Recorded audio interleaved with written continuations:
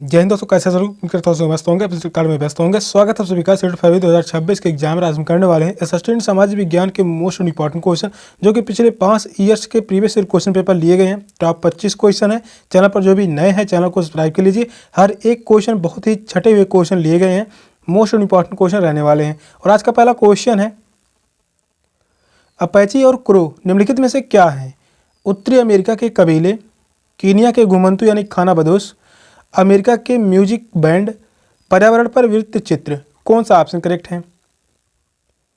Question number 1 का right answer क्या होगा आप सभी कमेंट में बताइए। अपैची और क्रो निम्नलिखित में से क्या है? ये उत्तरी अमेरिका के कबीले हैं। फर्स्ट ऑप्शन करेक्ट है, उत्तरी अमेरिका के कबीले। इस क्वेश्चन का राइट आंसर है ऑप्शन ए। उत्तरी अमेरिका में अपैची व क्रो दो प्रकार की जनजातियां पाई जाती हैं। अपैची व क्रो ये दो प्रकार की जनजातियां हैं। ये दो प्रकार की जनजाति हैं। ये दो प्रकार की जनजातियां हैं। ये मुख्यतः एरिज़ोना और न्यू मैक्सिको क्षेत्रों में निवास करती हैं। फर्स्ट ऑप्शन करेक्ट है, उत्तरी अमेरिका के कबीले। नेक्स्ट क्वेश्चन है, निम्नलिखित में से कौन सा सनराइज उद्योग का एक उदाहरण है? मोस्ट इंपॉर्टेंट क्वेश्चन है। यह क्वेश्चन काफ़ी बार एग्जाम में पूछा गया है। सूचना प्रौद्योगिकी उद्योग, खाद्य तेल उद्योग, कागज उद्योग, पटसन उद्योग। कौन सा ऑप्शन राइट है? यह क्वेश्चन पूछा गया 2019 में, और इसके पहले यह क्वेश्चन पूछा गया था फरवरी 2014 में।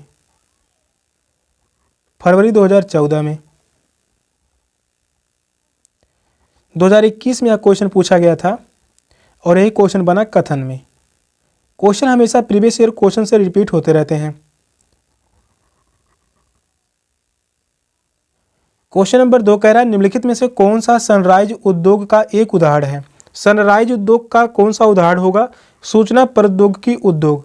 फर्स्ट ऑप्शन करेक्ट है, सूचना प्रौद्योगिकी उद्योग। यह जो है सनराइज उद्योग का उदाहरण है। सूचना प्रौद्योगिकी उद्योग सनराइज उद्योग का एक उदाहरण है।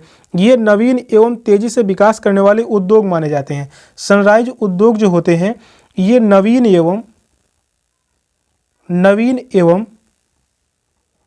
तेजी से विकास करने वाले उद्योग माने जाते हैं। नवीन एवं तेजी से विकास करने वाले उद्योग माने जाते हैं। फर्स्ट ऑप्शन करेक्ट है, सूचना प्रौद्योगिकी उद्योग। नेक्स्ट क्वेश्चन है, निम्नलिखित में से किस क्षेत्र को विश्व का फलो उद्यान कहा जाता है?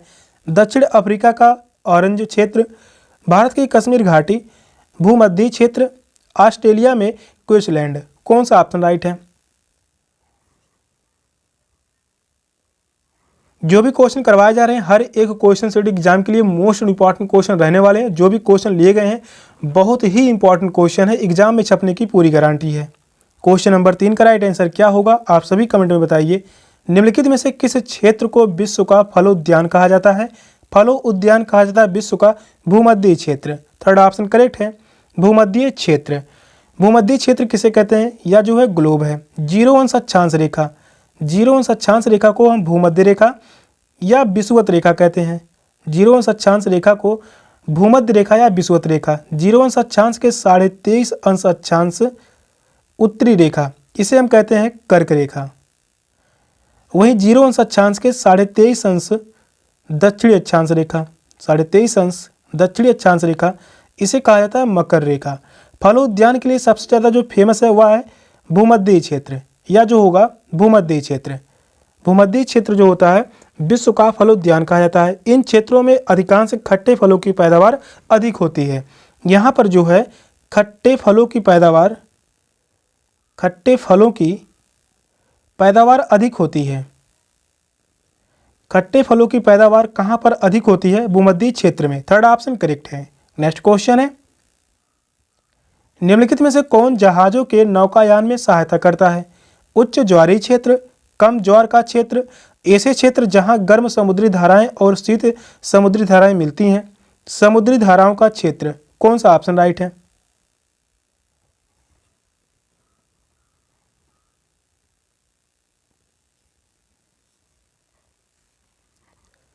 क्वेश्चन नंबर 4 का राइट आंसर क्या होगा आप सभी कमेंट बताइए। कमेंट में आंसर देते रहिए। निम्नलिखित में से कौन जहाजों के नौकायान में सहायता करता है? जहाजों के नौकायान में सहायता करता है उच्च ज्वारीय क्षेत्र। फर्स्ट ऑप्शन करेक्ट है, उच्च ज्वारीय क्षेत्र। उच्च ज्वारीय क्षेत्र नौकायान में मदद करता है।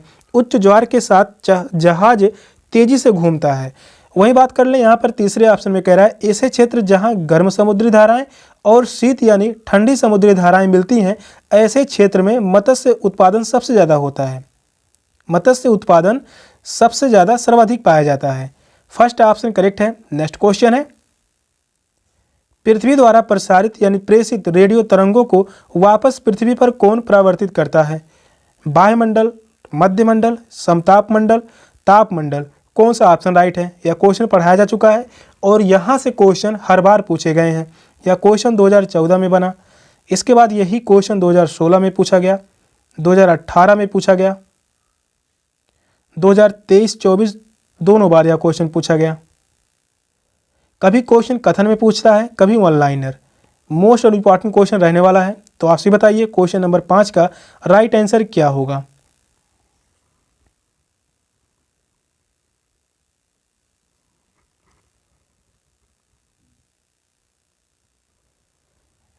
क्वेश्चन कह रहा है पृथ्वी द्वारा प्रसारित यानी प्रेषित रेडियो तरंगों को वापस पृथ्वी पर कौन परावर्तित करता है? समताप मंडल। थर्ड ऑप्शन करेक्ट है, समताप मंडल। पृथ्वी द्वारा प्रसारित रेडियो तरंगों को वापस पृथ्वी पर समताप मंडल परावर्तित करता है। यह परत कम आवृत्ति की रेडियो तरंगों को परावर्तित करती है, जो कि लंबी दूरी के संप्रेषण में सहायता करती है। समताप मंडल में ओजोन परत पाया जाता है। ओजोन परत किस मंडल में पाया जाता है? यह एग्जाम में पूछा गया है। समताप मंडल। समताप मंडल की विशेषता है यह जहाज उड़ाने के लिए सबसे सुरक्षित मंडल माना जाता है। जहाज यानी वायुयान उड़ाने के लिए सबसे सुरक्षित मंडल माना जाता है समताप मंडल। मध्य मंडल की विशेषता है यह जो है इस मंडल में उल्का पिंड प्रवेश करते ही जलने लगते हैं।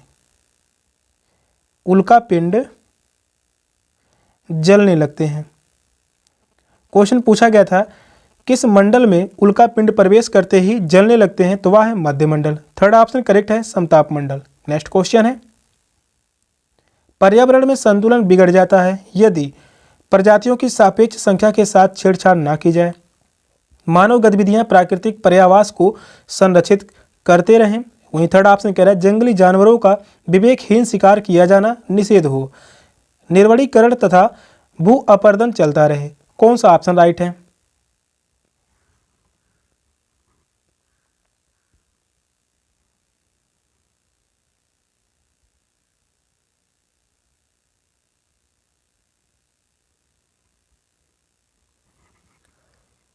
क्वेश्चन यह भी इंपॉर्टेंट है। क्वेश्चन नंबर 6 कह रहा है पर्यावरण में संतुलन बिगड़ जाता है।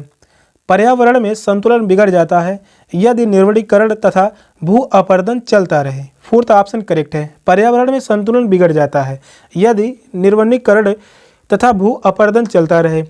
वृक्ष मृदा अपरदन रोकने के साथ ही ऑक्सीजन, ईंधन व खाद्य पदार्थ उपलब्ध कराते हैं और मृदा अपरदन वृक्षों के लिए बहुत घातक होता है क्योंकि इसके कारण वृक्ष सूख जाते हैं। फोर्थ ऑप्शन करेक्ट है। नेक्स्ट क्वेश्चन है, निम्नलिखित में से कौन सा विकल्प पोषणीय यानी दीर्घजीवी विकास का सिद्धांत नहीं है? यहाँ पर क्वेश्चन में नेगेटिव पूछा हुआ है। प्राकृतिक संसाधनों का अधिकतम प्रयोग, जीवन के प्रत्येक प्रकार का सम्मान और उसकी देखभाल, पर्यावरण के प्रति व्यक्तिगत रवैये और व्यवहार में परिवर्तन, मानव जीवन की गुणवत्ता में बढ़ोतरी। कौन सा ऑप्शन राइट है?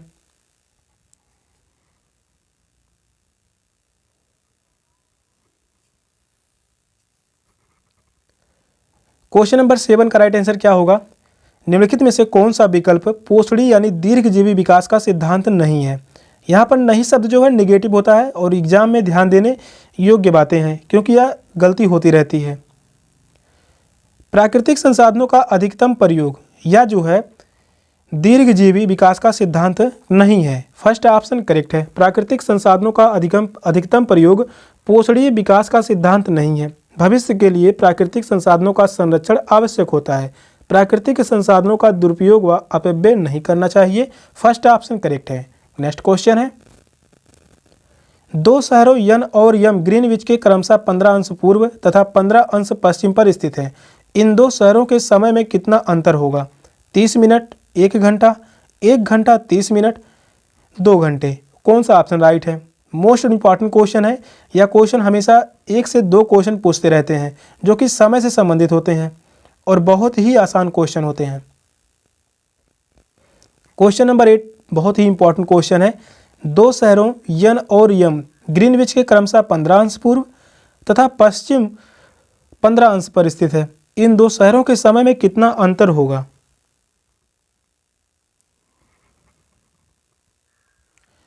या जो है दो शहर है, एक शहर जो है यन है, दूसरा शहर है यम। दोनों के बीच जो है एक तो 15 अंश पूर्व है, दूसरा 15 अंश पश्चिम। तो यहाँ से जो होगा 15 अंश, इधर से भी होगा 15 अंश, 15 अंश पूर्व 15 अंश पश्चिम। दोनों को मिलाने पर क्या होगा? यहाँ पर 30 अंश मिलेगा। दोनों को मिलाने पर यहाँ पर प्राप्त होगा 30 अंश। हम सभी को पता है एक अंश बराबर होता है 4 मिनट। एक अंश बराबर 4 मिनट, इसको याद रखिए, यह हमेशा काम आएगा समय को निकालने में। एक अंश बराबर 4 मिनट, 30 अंश बराबर 30 गुणे यहाँ पर 4 कर देंगे, प्राप्त होगा 120। 120 मिनट प्राप्त होगा। यहाँ पर जो है 120 मिनट, 120 मिनट बराबर यानी 2 घंटे। 2 घंटे, फोर्थ ऑप्शन करेक्ट होगा। इस क्वेश्चन का आंसर है ऑप्शन डी, 2 घंटे। नेक्स्ट क्वेश्चन है, न्यूनतम वेतन अधिकतम निश्चित करता है कि मजदूरों को न्यूनतम वेतन मिलना चाहिए, निश्चित करता है कि वेतन एक निश्चित न्यूनतम से कम नहीं होना चाहिए, नियोगकर्ताओं को कर्मचारियों का न्यूनतम वेतन निश्चित करने की छूट देता है। फोर्थ ऑप्शन कह रहा है संगठित क्षेत्र के केवल सरकारी कर्मचारियों के लिए है। कौन सा ऑप्शन राइट है?